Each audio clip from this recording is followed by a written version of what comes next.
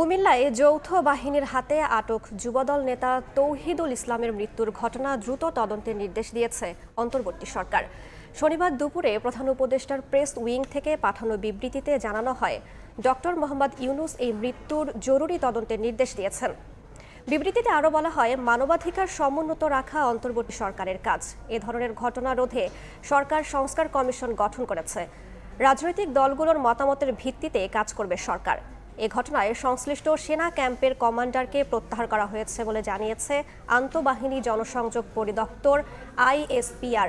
শনিবার গণমাধ্যমে পাঠানো এক বিবৃতি সংস্থাটি জানায়, মৃত্যুর ঘটনা তদন্তে যথাযথ পদক্ষেপ গ্রহণ করা হয়েছে। একই সঙ্গে বিবৃতিতে জানানো হয়, ঘটনা তদন্তে একটি উচ্চ পর্যায়ের কমিটি গঠন করা হয়েছে।